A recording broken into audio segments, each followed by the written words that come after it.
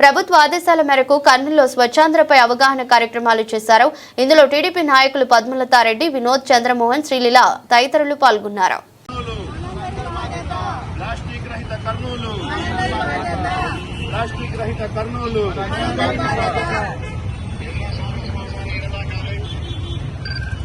మనము స్వచ్ఛాంధ్ర స్వర్ణాంధ్ర కార్యక్రమాన్ని చేపట్టాము.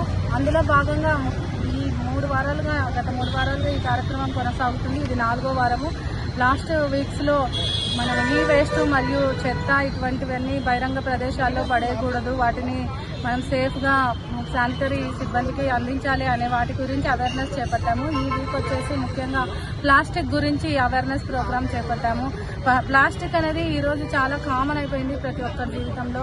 ఏదైనా ఫుడ్ ప్యాకెట్స్ని ఒక చోట నుంచి ఒక చోట తీసుకెళ్లాలన్నా, అంతేకాకుండా వాటర్ బాటిల్స్ కానీ అనేకమైన మనం వాడే రోజు ఫెయిర్ అండ్ లవ్లీ నుంచి పౌడర్స్ నుంచి అన్నీ కూడా ప్లాస్టిక్లోనే వస్తున్నాయి.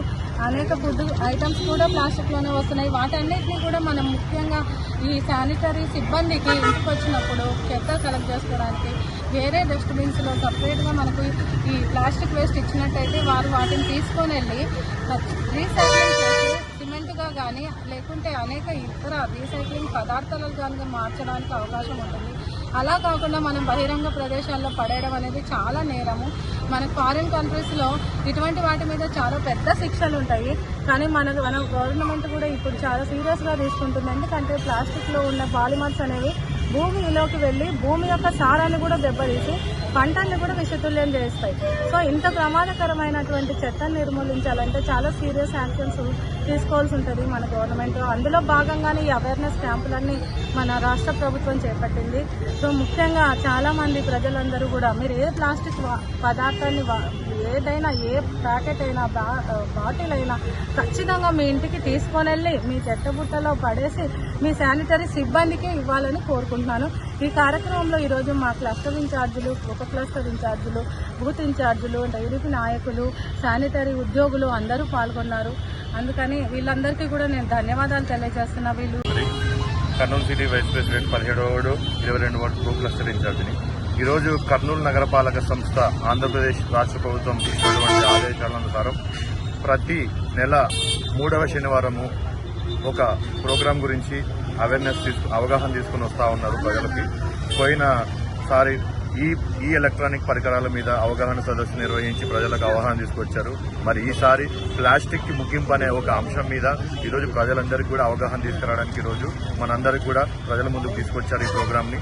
మరి నేను ఒకటే కోరుతా ఉన్నాను ప్రజల్ని, ఇంతకుముందు పూర్వం మన పూర్వీకులు ఎటువంటి జీవనశైలిని అవలంబించారో అటువంటి జీవనశైలిని మనం అవలంబిస్తే మరి మనం కూడా వారు ఎన్ని సంవత్సరాలు ఆరోగ్యకరంగా బతికారో, మన పర్యావరణాన్ని ఎంత అద్భుతంగా ఒక సుందరమైన ఒక వనంగా తీర్చిదిద్ది మనకి చేతికి అందించారో అదేవిధంగా మనము ఫ్యూచర్ జనరేషన్స్ కూడా మనం అందించగలమని. అలా చేయాలంటే మనము ప్లాస్టిక్ కి దూరంగా ఉండాలి. మరి క్లాత్ బ్యాగ్స్ ని యూజ్ చేయాలి, తర్వాత స్టీల్ బాటిల్స్ యూజ్ చేయాలి, మట్టి పాత్రల్ని మనం యూజ్ చేయాలి. ఇటువంటివన్నిటి మనం యూజ్ చేసుకుంటూ ముందుకు పోవాలి. ప్లాస్టిక్ రహిత కర్నూలు మనందరి బాధ్యత అనే విధంగా మనమందరం కూడా ఈ నినాదాన్ని ముందుకు తీసుకుపోవాలి.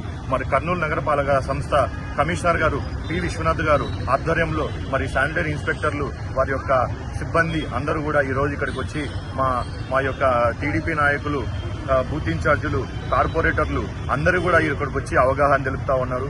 మరి మన కర్నూలు ఎమ్మెల్యే, మన రాష్ట్ర మంత్రివర్యులు శ్రీ టీజీ భరత్ గారు ఆదేశానుసారం ఇవన్నీ కూడా ఈరోజు సుందరవనంగా కర్నూలు తీర్చిదిద్దడానికి ఎన్నో కార్యక్రమాలు ప్రజలందరూ ముందుకు తీసుకొస్తున్నందుకు మేమందరం సంతోషపడుతున్నాం. దీంట్లో భాగస్వామ్యందుకు మేమందరూ ఆనందపడుతూ సెలవు తీసుకుంటాం.